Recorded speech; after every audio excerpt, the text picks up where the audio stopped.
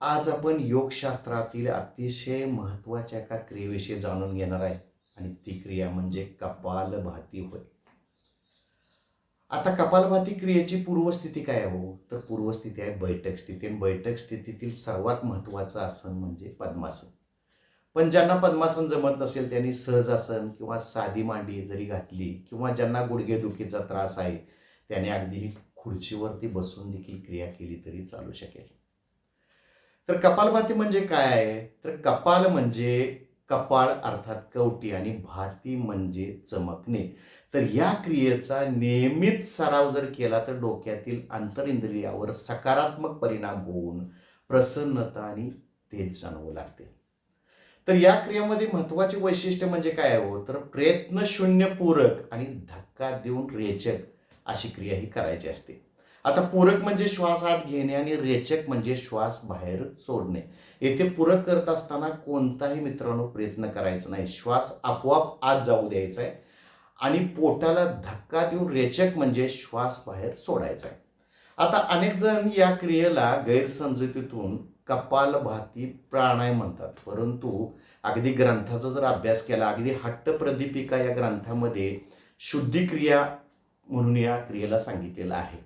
तर असो, तर अर्थात हा प्राणायाम नसून प्राणायामाची क्रिया नसून ही शरीराची शुद्धी क्रिया आहे असं ग्रंथामध्ये सांगितलेलं आहे. आता प्रत्यक्ष करत असताना आपण काय करायचं आहे की पहिल्यांदा काय केलं पाहिजे की पद्मासनामध्ये बसलं पाहिजे किंवा पद्मासन ज्यांना जमत नसेल त्यांनी साधी मांडी पाठीचा कानात ताट ठेवायचा किंवा ज्यांना गुडघेदुखीचा त्रास असेल त्याने खुर्चीवर बसून ही क्रिया करू शकताय. दोन्ही हाताची द्रोण मुद्रा म्हणजे अशी करायची आहे. त्याच्यानंतर द्रोण मुद्रा केल्यानंतर पाठीचा कानात ताट ठेवायचा आहे, मान सरळ करायची आहे आणि डोळे अलगद मिटून ह्या क्रियेला सुरुवात करायची आहे. आता अभ्यास करत असताना एका मिनिटाला साधारण 120 स्ट्रोक हे प्रमाण चांगले सांगितलेले आहे.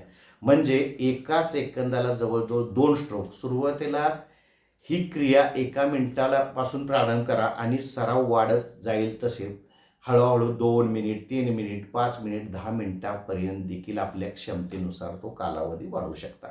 आता सुरुवातीला श्वास घेणे आणि सोडणे यामध्ये काही वेळेला गोंधळ होऊ शकतो, म्हणून ही क्रिया लोहाराच्या भात्याप्रमाणे करावी असं सांगितलेलं आहे.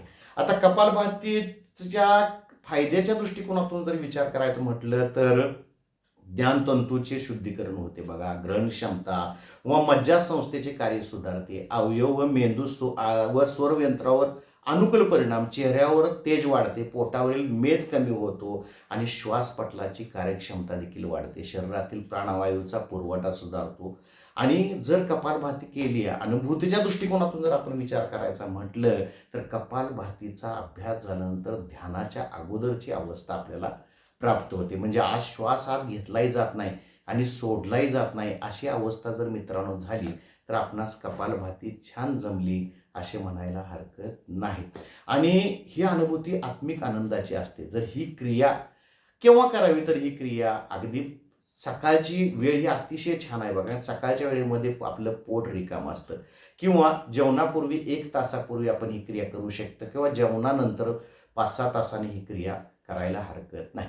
आता ही क्रिया कोणी करावी कोणी करू नये तर नुकतीच ज्यांची शल्यकर्म झालेली आहेत, पोटाचे काही शल्यकर्म झालेले आहेत त्यांनी ही क्रिया टाळावी किंवा गर्भवती स्त्रिया किंवा ज्यांना मूळव्याधीचा त्रास आहे अशा व्यक्तीने देखील ही क्रिया तज्ज्ञ डॉक्टरांच्या सल्ल्याने किंवा तज्ज्ञ योग तज्ज्ञाच्या सल्ल्याने ही क्रिया करायला हरकत नाही.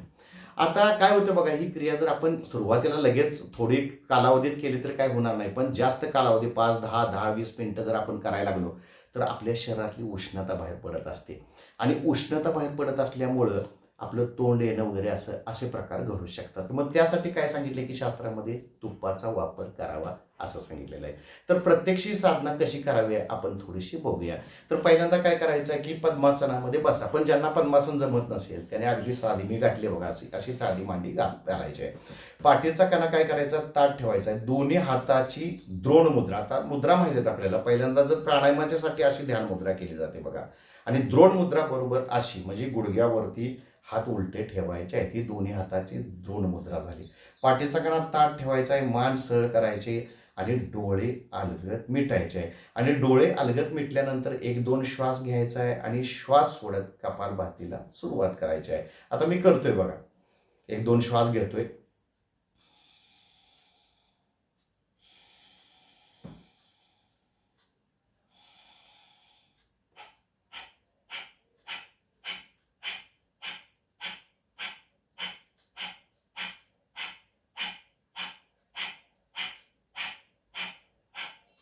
बघा, प्रयत्न शून्य पूरक मी करतोय आणि धक्का देऊन रेचेक करतोय. म्हणजे धक्का देऊन पोट आपोआप आते. मी पोट आत घेत नाही. प्रयत्न पूरक मी आत घेत नाही बघा.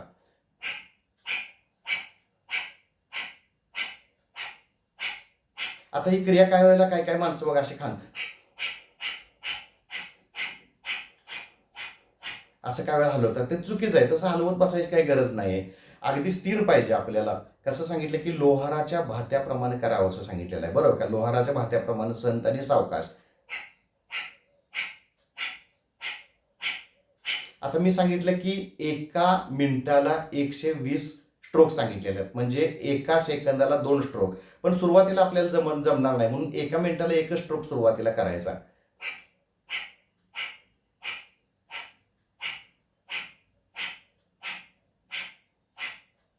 आणि चांगला सराव झाला की मग एका सेकंदाला 2 स्ट्रोक बघा.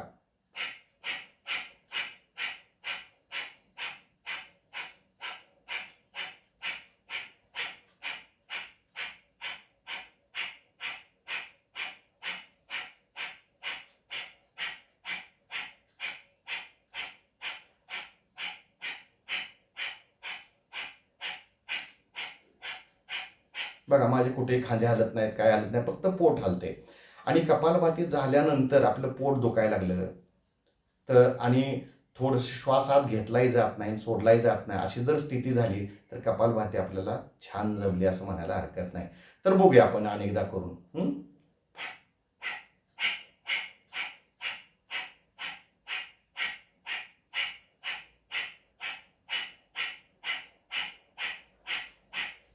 तर सुरुवातीला करत असताना आपल्याला लगेच जमणार नाही, म्हणून सुरुवातीला काय करायचं की सुरुवातीला बाबा एक 20 स्ट्रोक करायचे. 20 स्ट्रोक केल्यानंतर परत थांबायचं आहे, परत 20 स्ट्रोक करायचे, परत थांबायचं आहे, परत 20 स्ट्रोक करायचे आहे. असे 3 टप्प्यामध्ये जरी आपल्याला केली तरी चालू शकेल. आणि मग हळूहळू मी स्टँडर्ड कालावधी सांगितला त्याचा, बाबा एका मिनिटाला 120 स्ट्रोक. आपण मग सरावाने ते आपल्याला जमेल. तर मी सरावाने कसं जमेल मग पोट एका मिनिटाला 120 स्ट्रोक कसे होतात बघा.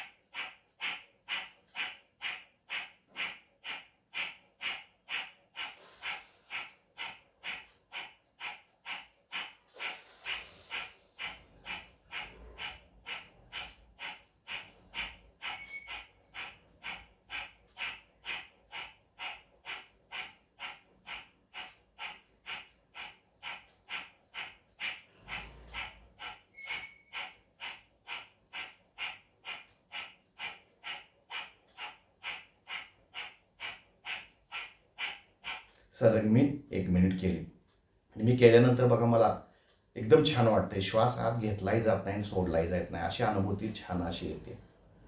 मग काय करायचं आहे, अभ्यास संपला की सावकाश काय करायचं आहे, थोडंसं श्वास आत घेतलाही जात नाही आणि सोडलाही जात नाही अशी स्थिती होते, थांबायचं तसंच. आणि मग सावकाश संत श्वसन करायचं आहे आणि कपालभातीचा अभ्यास थांबवायचा आहे. तर असो ही क्रिया आपल्याला समजलेली आहे. नक्कीच आपण ती करून बघावी आणि आपलं जीवन सुखमय, समृद्ध आणि आनंदी करावं. धन्यवाद.